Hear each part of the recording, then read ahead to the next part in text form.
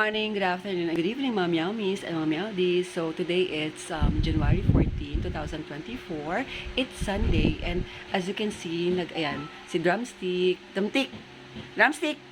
Hi, Drumstick! Drumstick! And si Drumstick nasa background. And then I also have si Cry Cry. Ito yung dating, sinabi ko sa inyo na lalagyan natin, check natin yung yung kanyang leeg. Tingnan natin kung may sugat pa. Ayun, wala na po. Yung sugat niya, wala na. It's all good na. Hindi na rin po nadagdagan yung sugat niya, yung mga pula-pula niya nun. Wala na rin po. So, sa tulong po yan ng kanyang Madidi Cacao Oil by yours truly, ang ating perfect companion, Madidi Cacao Oil. So, I hope you will check out sa Shopee and sa Lazada. Available po yan if you want to get rid of yung mga sugat-sugat, like yung hot spot, dandruff, redness, itchiness, and yung pagsusugat nila.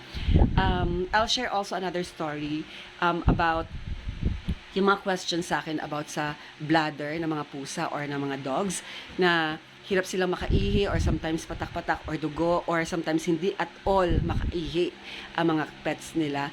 So, ayun lang po. I just want to share our best practices, and these practices were really derived from veterinarians, and I'm sharing this for awareness kasi last video that I shared with you, it was parang long time ago, and I think the feedback I received is napaka-loud ng background music. So this time, I'll share what I think is still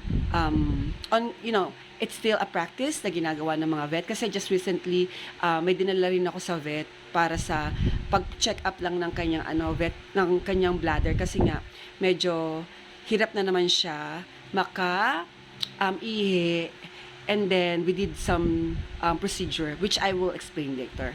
So to answer your question, again, these are the medications and things that you need to do and you must not do kung ang pet ninyo ay hirap makaihi. Una, when checking, kunyari, napansin nyo na yung pusa nyo, ang tagal umihi, more than 2 minutes nakapwesto lang siya and wala kayong nakikita, that's a sign na may problema sa pantog inyong pet.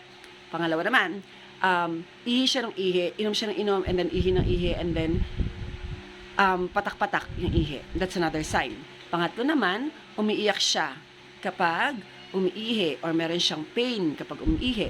Pang-apat naman is if your cat has like yung mga dot tapos red, or worst, wala na silang iniihi at all. And for you to be able to check kung yung bladder nila is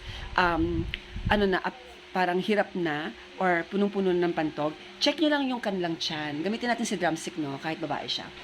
Ayan. So, Drumstick, up. Yan. So, wait. Huwag kang tatalon. Ito, normally, hahawakan nyo lang to. Ayan, nakikita nyo? Hawakan nyo yan. Pag hinawakan nyo dyan, pag pinigaan nyo yan, wala talaga kayong mahahawakan, kundi yung bituka lang nila na sobrang lambot. As in, empty dapat yan. Pero pag minahawakan kayo na kasing tigas ng kasing laki ng pugo or kasing laki ng itlog ng chicken na matigas. Okay, I'm comparing to I'm suggesting to check yung matigas na kasing liit ng pugo, itlog ng pugo, or kasing laki ng itlog ng manok. Kapag may nahawakan kayong gano'n na matigas, ibig sabihin yung bladder nila is already full of urine. Bakit nangyayari yan? Kasi sa mga kinakain nila, kadalasan yung kinakain nila, nagpo-produce siya ng minerals na nagkakos ng blockage. Okay? So, yung blockage na yon ay yung sinasabi nating nagkakos ng UTI. And kapag may blockage, syempre, hirap na makaihi dahil nga nabablock, from the term block. Diba? Nabablock na yung daluyan ng ihi o yung urethra o ureter nila. So, anong gagawin natin para maiwasan to? Or let's say, yung napansin nyo, yung mga pusa ninyo, hirap na umihi.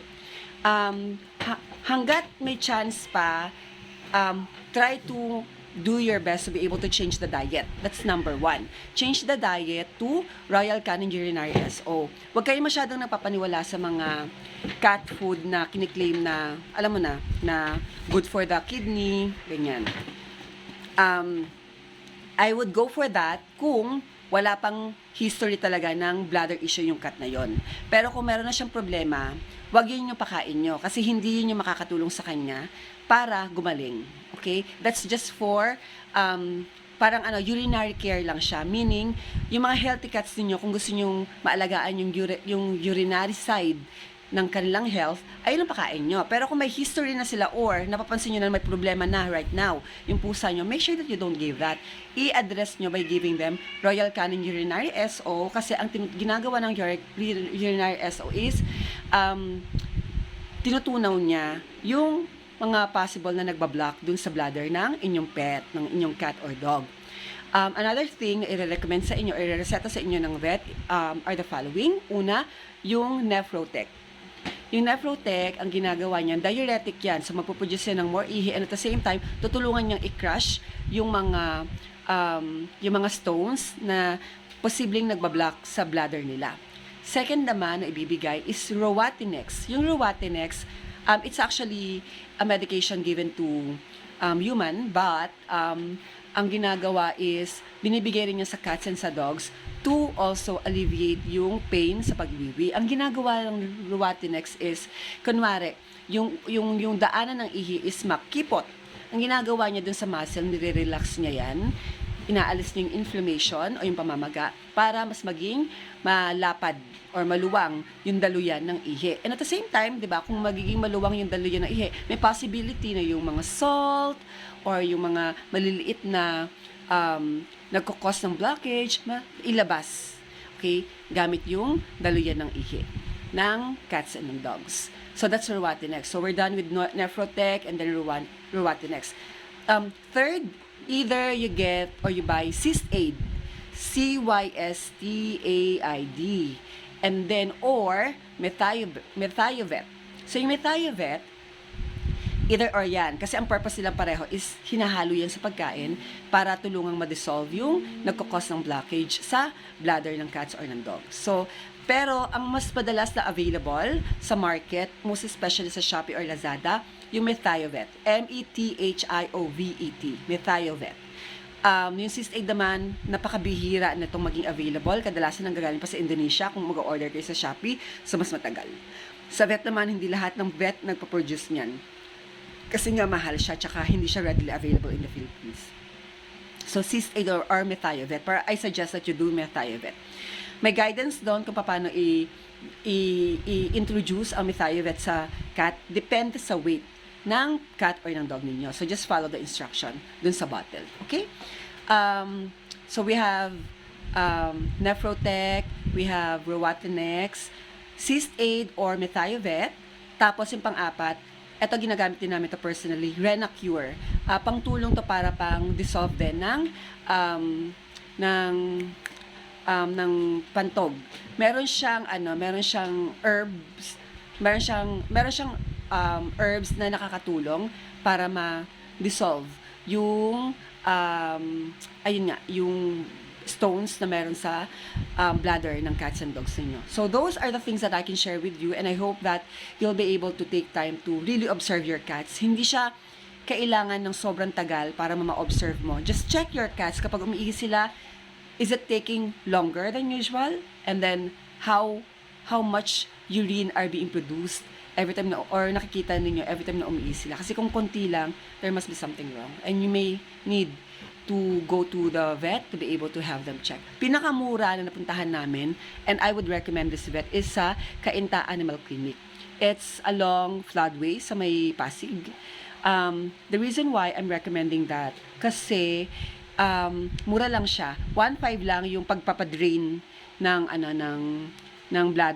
bladder ng cat or ng dog, and then I'm not sure about the dog pero I'm sure about the cat, it's 1.5. And then 300 lang sa professional fee nila. So 1.8 lang. And then in-skip ko na lang yung mga testing para mas makamura ko. Ayun, so ayun lang. I hope you learned something today, mga Meowmies and Meowdies. I hope mas clearer ng explanation ko and mas wala na kayong magiging distraction kasi wala na tayong background music na nilagay. So thank you so much for your time and for taking to watch this video. And have a great and lovely day. Bye for now. Meow, meow, meow, meow.